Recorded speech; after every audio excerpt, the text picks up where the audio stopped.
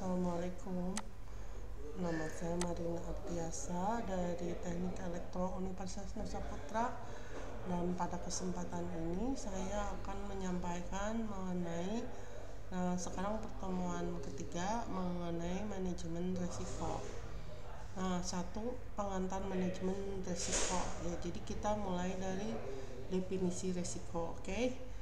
Risiko adalah kemungkinan terjadinya suatu peristiwa atau kondisi yang dapat berdampak negatif terhadap pencapaian tujuan ya. Dalam konteks bisnis atau proyek, risiko dapat menyebabkan kerugian atau peluang yang terlewatkan, tetapi juga dapat menghasilkan keuntungan potensial. Definisi manajemen risiko. Manajemen risiko adalah proses mengidentifikasi, menilai dan memprioritaskan risiko, kemudian menerapkan sumber daya untuk meminimalkan, mengendalikan atau menghilangkan dampak dari risiko tersebut. Manajemen risiko yang efektif memastikan bahwa ketidakpastian tidak menggagalkan tujuan organisasi. Di sini ada proses manajemen risiko, ada identifikasi risiko, menilai risiko, mengelola risiko, implementasi rancangan, dan evaluasi hasil. 1.3 pentingnya manajemen risiko. Nomor 1, meningkatkan pengambilan keputusan. Dengan mengantisipasi risiko, pengambilan keputusan dapat membuat pilihan yang lebih tepat. Kemudian melindungi aset dan sumber daya. Manajemen risiko membantu menjaga aset dan sumber daya yang berharga. Kemudian meningkatkan ketahanan. Organisasi dapat merespon krisis dan pulih dengan cepat. Kemudian kepatuhan hukum. Banyak industri memiliki persyaratan regulasi yang mewajibkan penilaian risiko ya. Kemudian jenis-jenis risiko. Ada risiko keuangan. Risiko keuangan muncul dari pasar keuangan, termasuk fluktuasi suku bunga, mata uang, risiko kredit, dan investasi. Manajemen risiko keuangan yang buruk dapat menyebabkan kerugian atau kebangkrutan. Kemudian ada risiko operasional. Risiko operasional terkait dengan proses internal, sistem atau sumber daya manusia, misalnya kegagalan sistem teknik informasi atau proses yang tidak efisien dapat mengganggu operasi bisnis. Kemudian 2.3 risiko strategis.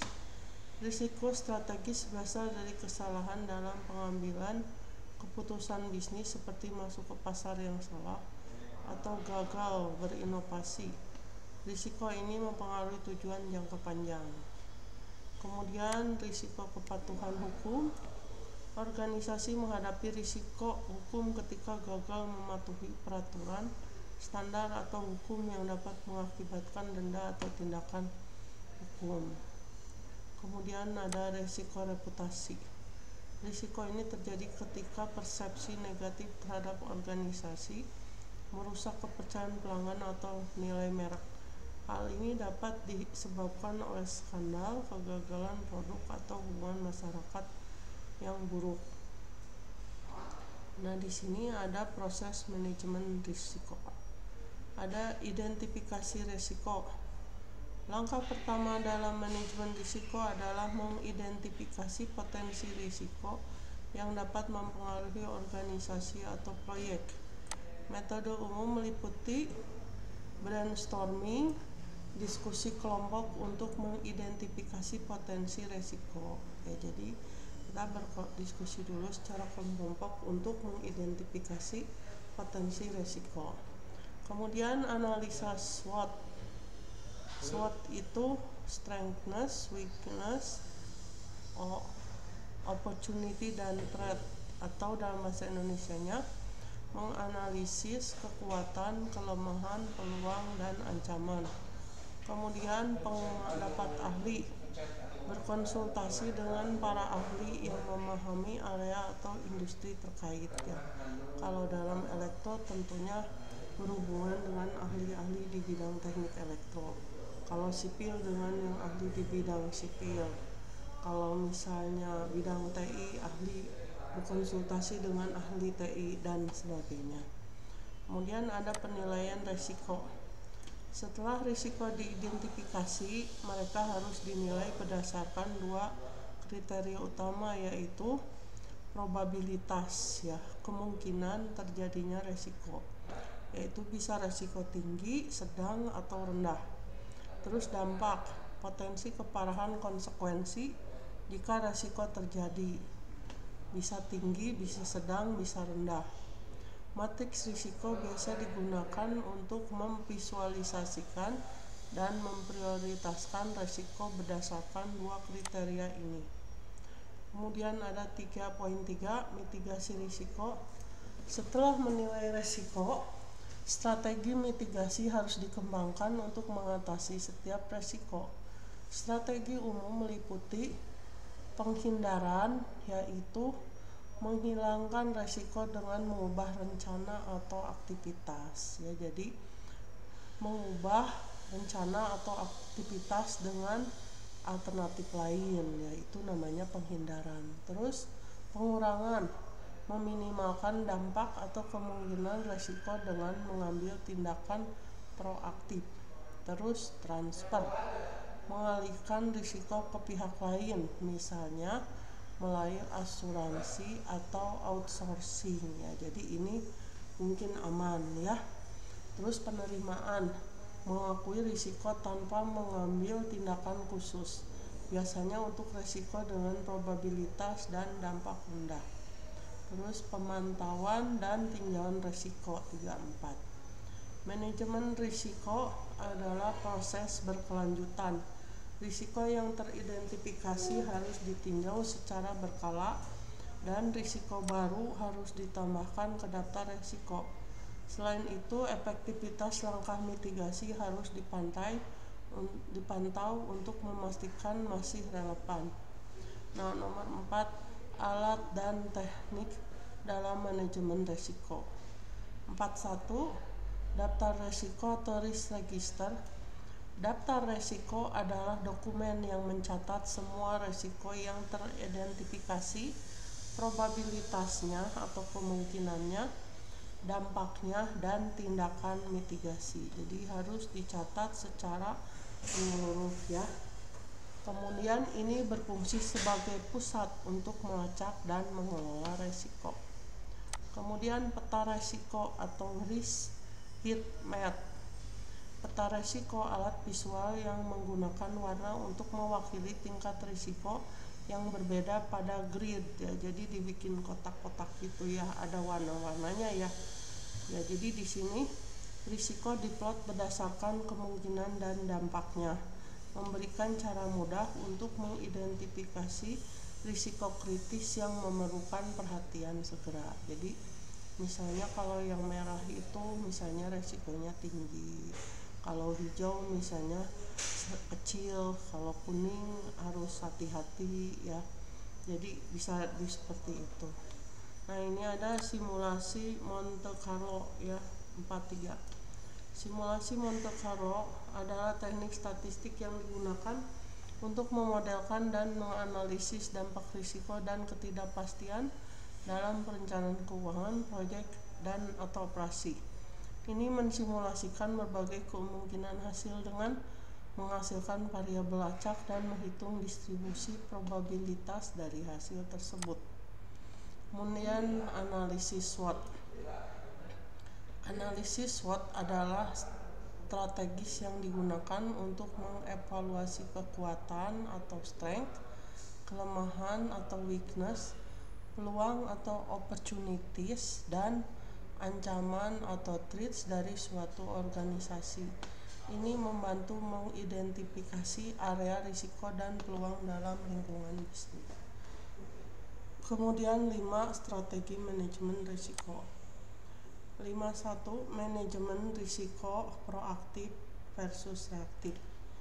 Manajemen reaksi proaktif melibatkan antisipasi risiko potensial sebelum terjadi dan mengambil langkah untuk mencegah atau mengurangi dampaknya.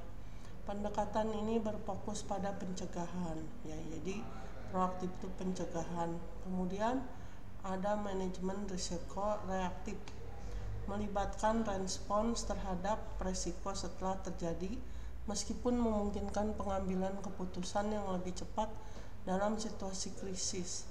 Hal ini seringkali dapat menyebabkan biaya atau kerugian yang lebih tinggi, ya. Jadi ini respons setelah risiko setelah terjadi, ya. Kemudian perencanaan kontingensi. Perencanaan kontingensi melibatkan pengembangan rencana alternatif atau rencana cadangan jika risiko yang teridentifikasi terjadi. Ini memastikan bahwa organisasi siap untuk merespon secara efisien dan melanjutkan operasi. Kemudian 5.3 toleransi risiko dan nafsu risiko. Toleransi risiko mengacu pada jumlah risiko yang bersedia atau mampu ditanggung oleh organisasi. Nafsu risiko mewakili tingkat risiko yang bersedia diterima oleh organisasi dalam mengejar tujuannya. Organisasi dengan nafsu risiko yang lebih tinggi mungkin mengambil strategi yang lebih inovatif atau agresif, ya. Sementara mereka dengan nafsu risiko yang rendah fokus pada stabilitas dan penghindaran risiko. 6. Studi kasus manajemen risiko dalam proyek, ya. Skenario proyek 6.1, pertimbangkan proyek konstruksi di mana tujuannya membangun proyek perkantoran bertingkat tinggi dalam anggaran dan waktu yang ketat, ya. Nah, risiko yang diidentifikasi. Penundaan rantai pasokan. Ada kemungkinan penundaan bahan karena pemasok gagal dalam memenuhi tenggat pengiriman. Kepatuhan regulasi perubahan dalam kode bangunan dapat memerlukan desain ulang atau pekerjaan tambahan. Bahaya keselamatan. Kecelakaan di lokasi dapat menghentikan konstruksi atau menyebabkan tanggung jawab hukum. 6.3 Penilaian risiko. Penundaan rantai pasokan, probabilitas sedang, dampak tinggi. Kepatuhan regulasi, probabilitas rendah, dampak sedang. Bahaya keselamatan, probabilitas sedang, dampak tinggi, ya. Nah, kemudian strategi mitigasi. Penundaan rantai pasokan, menyiapkan pemasok sekunder dan memesan bahan terlebih dahulu. Kepatuhan regulasi, menugaskan penasihat hukum untuk memantau perubahan regulasi dan memastikan kepatuhan. Bahaya keselamatan, menerapkan protokol keselamatan yang ketat dan mengadakan pelatihan keselamatan rutin di lokasi. Kemudian 6.5 Pemantauan dan tujuan. Manajer proyek akan memantau upaya mitigasi risiko secara berkala, memastikan bahwa penundaan atau masalah dilaporkan dan ditangani dengan cepat. Laporan risiko bulanan akan diberikan kepada pemangku kepentingan. Nah, kemudian ini kesimpulan, ya. Nomor 7, manajemen risiko yang efektif sangat penting bagi keberhasilan organisasi atau proyek manapun, ya, dalam bidang apapun, ya. Dengan cara sistematis mengidentifikasi, menilai, dan mengurangi risiko, organisasi dapat melindungi tujuan mereka, menjaga sumber daya mereka, dan meningkatkan ketahanan terhadap ketidakpastian. Poin-poin penting. Manajemen risiko adalah proses berkelanjutan yang melibatkan pemantauan dan tinjauan konstan. Pendekatan proaktif dan reaktif diperlukan tergantung pada situasinya. Alat seperti daftar risiko, peta risiko, dan simulasi Monte Carlo dapat meningkatkan efektivitas upaya manajemen risiko. Dengan menanamkan budaya manajemen risiko yang kuat, organisasi tidak hanya dapat mengurangi hasil negatif, tetapi juga memanfaatkan peluang untuk pertumbuhan dan inovasi. Nah, ini referensinya, ya. Oke, baik, mungkin begitu dari saya lecture note-nya. Assalamualaikum warahmatullahi wabarakatuh. Makasih.